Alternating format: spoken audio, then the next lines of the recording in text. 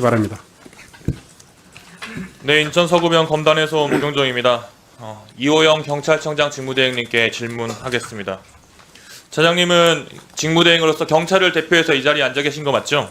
예, 맞습니다. 경찰의 과거를 한번 좀 돌아볼까 합니다. 80년대, 90년대에 공포 대상이었던 백골단에 대해서 우리 직무대행께서는 잘 알고 계십니까?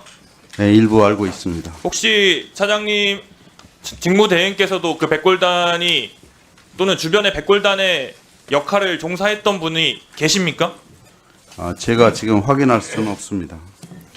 백골단 자체가 그야말로 시위 현장에서는 공포의 대상이었습니다. 방독면을 쓰고 쇠파이프 들고 시민들에게 몽둥이질 가하고 날라차기 하고 머리채 잡고. 근데 사실 저 같은 세대, 저희 세대는 이 백골단이라는 것의 존재를 잘 모르고 몰라왔고 본 적도 없었습니다. 그런데 한번 다음 화면 한번 볼까요?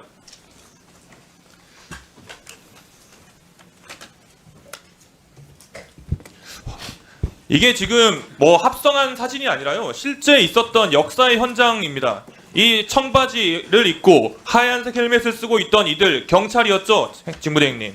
네. 이것에 대해서 어떻게 평가하십니까? 경찰의 지금 현재 수장으로서.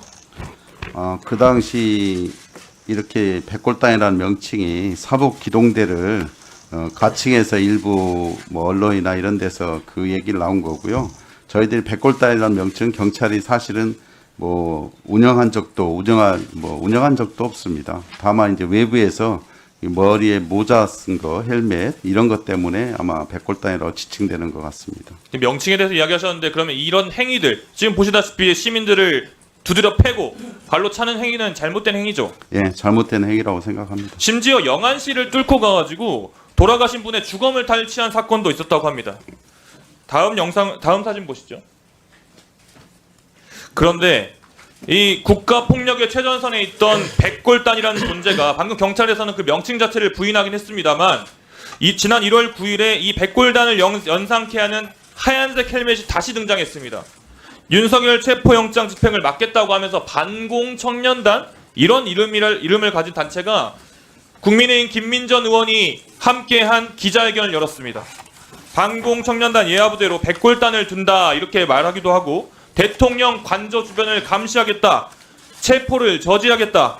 현재도 지금 그렇게 하고 있고요. 지금 뭘 하고 있는지 봤더니 사진 보시죠. 이렇게 관저 주변을 스스로 감시하고 하얀색 헬멧을 쓰고 체포 저지를 하겠다며 공공연하게 이야기를 하고 있습니다. SNS에 대한 뭐라고 써놨냐면 심지어 자기들이 백골단의 부활이다라고 직접 천명하고 있습니다. 이 단체는 단순히 그냥 335 모여있는 단체가 아니라 지휘체계를 가지고 있고 전략 전술을 쓰고 있고 계획하고 있는 단체입니다. 공수처가 체포영장을 집행할 예정인데 체포영장을 집행했을 때 이런 단체들이 물리적 충돌을 일으켰을 때 경찰 어떻게 하실 예정입니까? 우리가 뭐 국수본에서 체포영장 집행하는데 국수본하고 공수처하고 잘 협의해서 현장 상황에 따라서 적극적으로 잘 조치할 거라고 생각합니다. 현재 지금 국수본이 이야기라고 살짝 지금 한 발 뒤로 빼시는 것 같은데요, 직무대행님. 이 스스로 백골단을 자처하는 단체가 영장 집행을 방해하면 현행범입니까, 아닙니까? 현행범이 맞습니다. 현행범을 경찰이 눈앞에서 목도하면 발견하면 어떻게 해야 됩니까? 뭐 공무집행방해로 처벌할 수 있겠습니다. 당연히 그래야죠. 현재 지금 관저 주변에는 경찰 기동대 배치되어 있죠. 배치되어 있습니다. 방금 공수처와 국수본, 그러니까 특수본에다가 책임을 넘기는 듯이 제가 들렸는데 그 이전 단계에서 또는 그 단계에서 이런 사람들이 방해를 하면 체포영장을 집행을 방해를 하면 바로 경찰이 나서서 그걸 막아야 되는 거라고 생각하는데 동의하십니까? 일부 뭐 의원님 말씀에 공감은 하고요. 다만 이제 그 기동대는 현장에서 집회 시위 관리나 혼잡 경비 이런 질서 유지 업무를 주로 하는 것이고, 네, 그러니까요. 체포영장 집행은 국수본하고 공수처에서. 직무대행님, 그러니까요. 질서 유지를 해야 되기 때문에 이런 사람들의 준동을 막아야 되는 것이 경찰 역할임을 제가 지적해 드리는 겁니다. 단체로 뭐 이렇게 집회 시위 개념, 집합 개념에서 움직인다면 일부 뭐 막을 저지할 수 있겠지만 더 나아가서 하나 더 질문 드리죠. 그러면 좀 전에 박정현 의원님께서 말씀하시기도 했는데 일부 국회의원들이 국민의힘 의원들이 체포 저지를 천명하고 가서 관저 앞에 서 있었어요. 정말 평소에는 제가 존경했던 의원님들조차도 제 앞에 계신 의원님조차도 체포 저지를 외치며 그 앞에 있었습니다. 실제 체포 저지를 하진 않았지만 만약에 영장 집행을 할 때 이분들이 다시 가서 체포 저지 행동을 한다면 이 역시 현행범이죠. 체포 저지를 적극적으로 한다면 현행범이 될 수 있습니다. 네. 뭘 말 조심합니까? 법에 있는 그대로입니다. 다음 일을 어떻게 하느냐 양태를 보고 판단해야 되는 문제지. 거기 있다는 것만 해가지고 왜 하는 거예요? 체포 저지를 실질적으로 하면 문제가 되고 현행범이라고 연칙적인 대답을 하는 건데도 뭐라고 하시는 거 보니까 찔리는 게 많이 있으신가 봅니다. 직무대행님 대답 아주 정확히 잘하셨습니다. 이것은 있는 그대로 대답하셨습니다. 아주 잘하셨어요.